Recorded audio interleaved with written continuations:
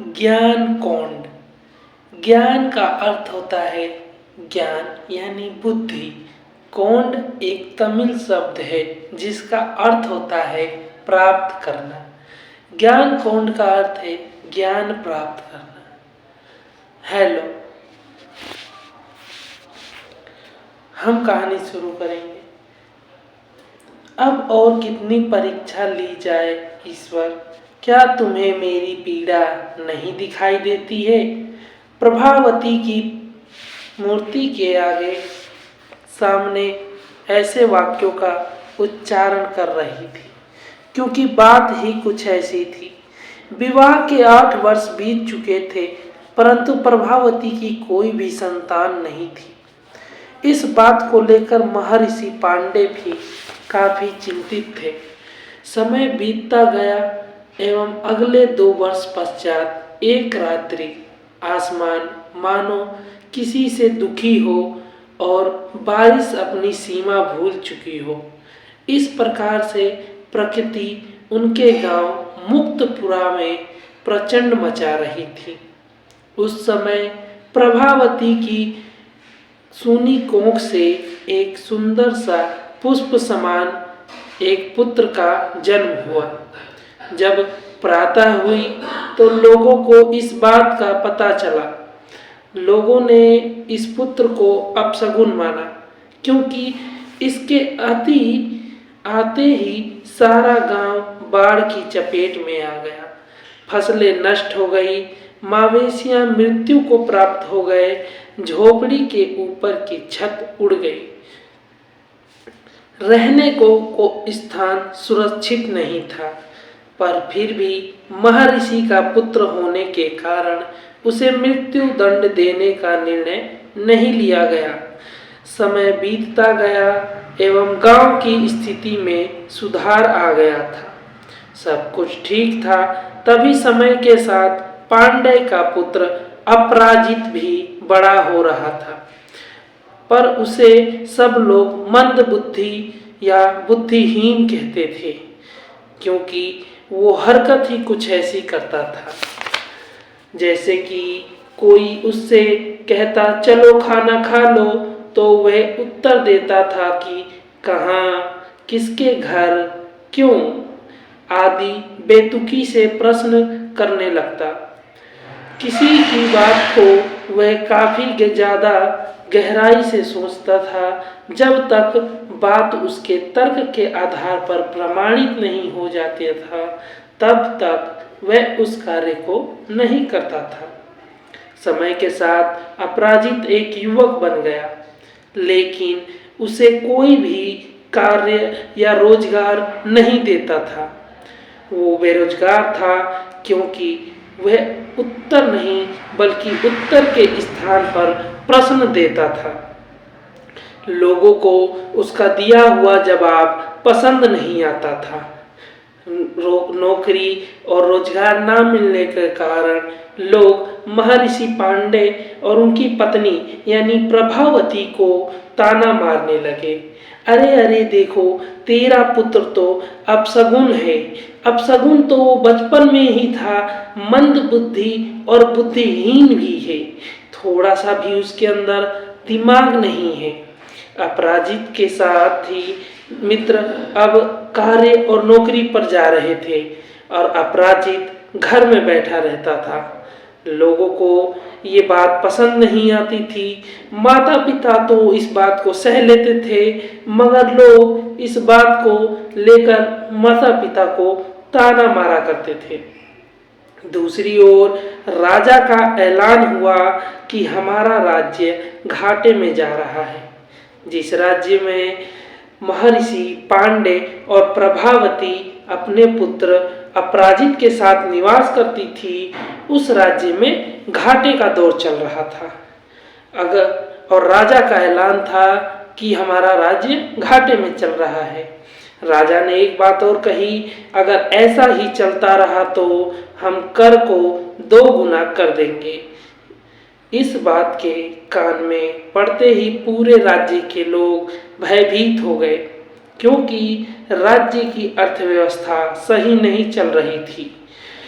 इसके पीछे कई कारण थे। राज्य के अंदर कई उच्च अधिकारी सही तरीके से कार्य नहीं कर रहे थे। कोषागार को संभालने वाला कोई योग्य पुरुष नहीं मिल रहा था। राजा कोमल हृदय का था, परंतु प्रजा का कर वसूलना उसकी मजबूरी थी। पूरे राज्य में एक कुशल कोषाध्यक्ष की खोजने की कोशिश की जा रही थी, जो धन को कोष से निष्कासित करते समय गहराई से बात की जांच करे एवं जब वह उसके तर्कों के आधार पर सही बैठे तो वह धन का निष्कासन करे। मंत्री सुदर्शन जी को अपराजित के बारे में पता चला कि वो वैसे ही सोचता है जैसा कि कोषाध्यक्ष की आवश्यकता है। मंत्री सुदर्शन जी ने तनिक भी देर ना की और तुरंत राजा के पास गए। इस बात विषय पर चर्चा की गई और सोच विचार करने के बाद राजा ने मंत्री सुदर्शन जी को अपराजित को महल के दरबार में बुलाने के लिए कहा। सुदर्शन जी अपराजित को बुलाने के लिए जाते हैं और उन्होंने अपराजित को महल में आने के लिए आमंत्रित किया। अपराजित दरबार में थोड़ी ही समय के पश्चात पहुंच गया। राजा को उसकी परीक्षा लेनी थी, क्योंकि कोषाध्यक्ष कोई छोटा पद नहीं होता। कोषाध्यक्ष का अर्थ होता है धन का अध्यक्ष। पूरे राज्य का वर्ष भर में कितना धन कमाया है और कितना धन खर्च करना है, इसके बारे में सब कुछ बताना रहता है। वो कोषाध्यक्ष का कार्य होता है। इतना बड़ा पद देना था अपराजित को, तो परीक्षा भी कोई कड़ी लेनी थी। राजा ने अपराजित से एक वृक्ष दिखाकर पूछा, बताओ इस वृक्ष में कुल कितने पत्ते हैं? अपराजित समझ नहीं पाया कि वो क्या उत्तर दे, पर फिर भी उसने समझबूझ से काम लिया और महाराज से एक दिन का समय मांगा। महाराज भी इतने कठिन प्रश्न होने के कारण अपराजित को एक दिन का समय दे देते हैं। अगले दिन प्रातः होते ही अपराजित महाराज के मिलने गया। महाराज से अपराजित ने दोबारा वही प्रश्न पूछा, महाराज किस वृक्ष की गणना करनी है? राजा ने इशारे से बताया और कहा इस वृक्ष की। अपराजित ने पूछा कि आप मुझसे पत्ते ही क्यों गिनवा रहे हैं? राजा ने कहा क्योंकि ये अनगिनत हैं। अपराजित ने फिर पूछा कि ये अनगिनत क्यों हैं? राजा ने बोला क्योंकि वृक्ष में प्रतिदिन कुछ नए पत्ते आते हैं और कुछ नए पत्ते टूट जाते हैं। अपराजित ने कहा उत्तर देते हुए, महाराज इस वृक्ष में कुल 10 लाख पत्ते हैं। राजा अचंभे में पड़ गया कि अपराजित ने इतना सटीक जवाब कैसे दिया। राजा को इसका जवाब का कोई अंदाजा नहीं था कि वो क्या जवाब देगा। अपराजित ने थोड़े ही पल बाद एक बात और कही कि महाराज अगर पत्ते 10 लाख से ज़्यादा हुए तो समझ जाना कि कुछ नए पत्ते आ गए हैं, और अगर पत्ते 10 लाख से कम हुए तो समझ जाना कि कुछ पत्ते टूटकर गिर गए हैं। इस उत्तर को सुनकर राजा समझ गया कि अपराजित ने मुझसे ही प्रश्न का उत्तर बुलवाया है। कोषाध्यक्ष बनने के लायक मानते हुए राजा ने अपराजित को उस पद के लिए नियुक्त कर दिया। अपराजित काफी खुश था, उसे एक रोजगार मिल गया था।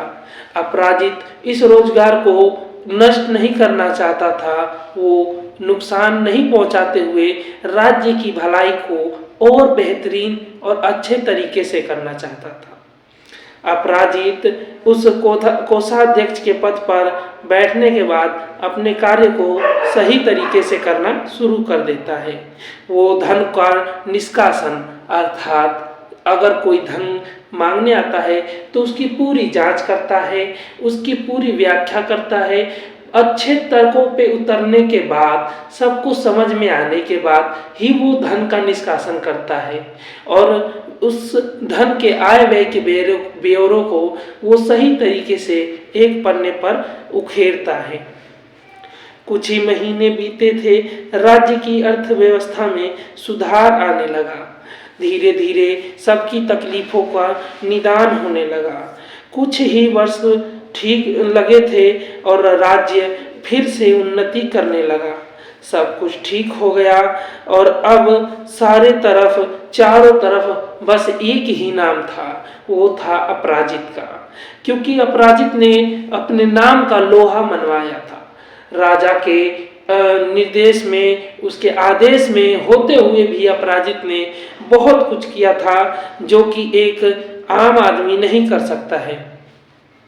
अपराजित ने अपने माता प्रभावती और अपने पिता महर्षि पांडे का सर भी गर्व से ऊंचा कर दिया था। अपराजित के इस कार्य से प्रसन्न होकर राजा ने उसे अपने मंत्री में भी शामिल कर लिया। अपराजित अपनी इस कामयाबी से काफी खुश था। अपराजित की इस कामयाबी का जश्न भी उसने अपने गांव में मनाया और बड़ा भंडारा की तरह एक भोजनालय के तौर पे सभी गांव वालों को खाने पर बुलाया। उस दिन वो पड़ोसी भी आए थे जो अपराजित को ताना मारा करते थे, बात बात पर डांटा करते थे, उसे बुद्धिहीन और मंद बुद्धि कहा करते थे। अपराजित को वो सारी बातें स्पष्ट याद थी, लेकिन उस दिन उसकी कामयाबी की ऊंचाई इतनी ज्यादा थी कि उन पड़ोसियों के कदम उसके तक पहुंचने से लड़खड़ा रहे थे। वो पड़ोसी अपराजित से आंखें मिलाने में भी शर्मा रहे थे। उनको उस बात पर शर्म आ रही थी कि वो क्यों ऐसा कहते थे। उनके पुत्र कल भी रोजगार में काम करते थे और आज भी एक नौकर की ही तरह काम करते हैं। उनके पुत्रों की नौकरी बहुत जल्दी लग गई थी, मगर आज भी वो एक नॉर्मल ही कार्य किया करते थे। अपराजित उनसे कहता है कि किसी को भी कम समझने की कोशिश ना की जाए। ठीक है, अगर आपको उन्नति या कामयाबी जल्दी मिल जाती है तो सही है, अगर थोड़ी देर से मिलती है तो भी सही है। बस इंतजार करते हुए अपने लक्ष्य की ओर बढ़ते रहना चाहिए। इस तरह इस पाठ का समापन होता है।